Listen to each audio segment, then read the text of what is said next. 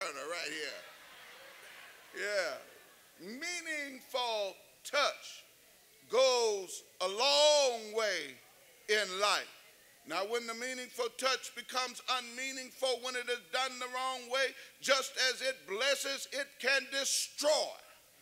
And so we have to understand that meaningful touch done the right way, in God's sight, and with the right intentions, can bless your child, can bless your spouse, can bless your family, can bless your friends. Don't ever leave out meaningful touch.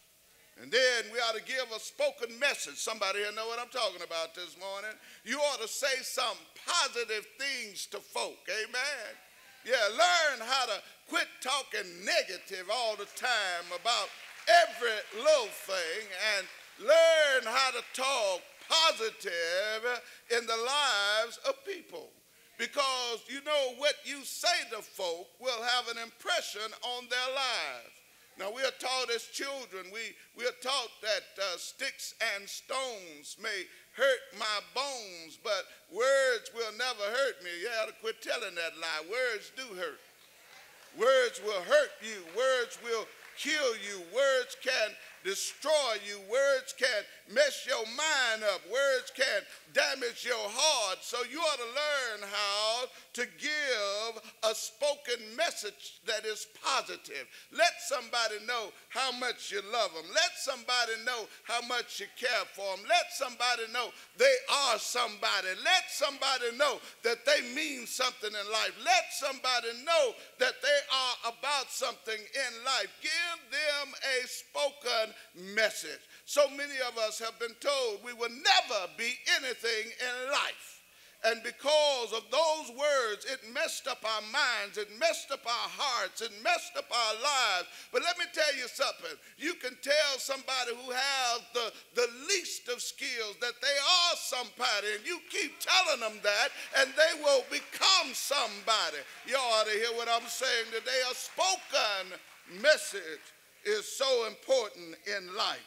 And then we ought to attach a high value to the one being blessed. Let them know how important they are. And not only that, because they are important, then they set a priority in the midst of your life.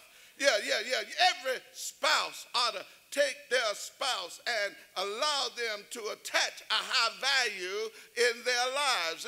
Your spouse ought to have the highest value in your life. Y'all ain't gonna help me in here. Some of y'all, your cars got a higher value. Some of y'all, your lawnmower got a higher value. Some of y'all, whatever got a higher value. But let me tell you something. Attach a high value to the people who are most important in your life. Let them know that regardless of what goes on in life, they are important to you. They may make a mistake, but they are important to you. They may have missed the mark, but y'all ain't gonna help me. They are important to you. Attach a high value. Let them know how important they are to you in life. And then picture a special future for them. Let them know they're going somewhere, in other words. Let them know they can do whatever they set their mind to do. Set goals for them. Let them know, baby, you can become a doctor. You can become a lawyer. You can become whatever you need. Yeah. Picture a special future for them. Let them know that special future is attainable for you. Set those goals high and then help them to accomplish those goals by giving them an active commitment. That's the fifth one. Give them an active commitment. Jump in there and say, I'm behind you. Whatever it takes for you to make it, I'm going to help you make it. Yeah. Regardless of what we got to go through, we are going to accomplish our goals. Yeah, Sister Turner and I waited till we got old to go back to school. But we had a special picture. Yeah, she knew what she wanted to be. I knew what I wanted to be. Yeah, almost 60 years old. But yet, She's about to get her PhD. I got mine last year. We set a special picture, and then we actively committed to one another. You see, working on those kind of degrees are not easy. They're hard, they're laborious, they require time, and sometimes it means pulling away to the study in the wee hours of the morning when you want to feel somebody next to you, ain't nobody there. Y'all ain't gonna help me. But it's an active commitment. It means you get behind that person and you rally behind them. You let them know that I am your supporter. I am here for you, and I'm going to do whatever is necessary to make sure that you make it. Don't forget to remember those folk who blessed you all along the way. Too often we forget about the blessings that grandma gave. How she went out and picked cotton just so you could have some new shoes. How they went out and picked cotton, some of our folks did, to make sure we got an education. How some of our folks suffered. My daddy was a junk man, and he went out and collected junk to make sure that our family survived and had meat on the table. It hadn't always been easy for our people, but yet at the same time, they did whatever was necessary to make sure that we were able to survive. And I just want to say this morning, thank you, Daddy. Thank you, Mama. Thank you, Granddaddy. Thank you, Grandmama. Thank you, Great-Grandmama. Thank you, Great-Granddaddy. Thank you, Great-Great. Yeah, ain't gonna help me in here. I'm talking about the great-greats now. Because see, just like some of us, they prayed for us, whether we don't know whatever else they did for us. Some of us in here today ought to be praying for our great-greats. You may not ever meet them, but the power of prayer can go down through the generations of time. The power of a blessing is handed down from generation to generation. And that's what it says in the text here. It says, when you look at verse 22, it says, and the Lord spake to Moses, saying, speak unto Aaron and his sons. Yeah, it just didn't stop with Moses to give out the blessing. But he said, not only should you give out the blessing, Moses, but then speak to Aaron. Let Aaron know it's about giving out the blessing. And let his sons know. And then not only his sons, but his sons ought to know. And their sons ought to know the importance of blessing in God's way. And I'm going to tell you, it's one thing to get a blessing from other folk, but it ain't nothing like getting a blessing from God. When the Lord blesses you, you better believe, baby, you blessed. Ain't no power in heaven and earth that can keep you from God's blessing. Yeah, and then it says in verse 23, speak unto Aaron and to his sons, saying, this is the way you shall bless the children of Israel, and say to them, the Lord bless you and keep you. Look at somebody and say, the Lord bless you and keep you. Yeah, didn't that feel good? Isn't that wonderful? Yeah, especially if you got told it. Now, if you send somebody next to somebody that don't participate, you didn't feel it. Only those folk who said it felt it. But the Lord bless you and keep you. The word bless means to be happy. The word bless means for everything to be right. The word bless means that regardless of how you feel about the situation, you know that everything gonna be all right. Even in the midst of trials, you know it's gonna be all right because the Lord's got his blessings on you.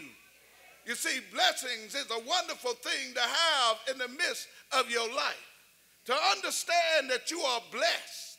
To understand and know that you are blessed regardless of what comes about in your life, is one of the greatest things to have in the midst of your life, because all hell can break loose, and all you got to do is remember that you are blessed.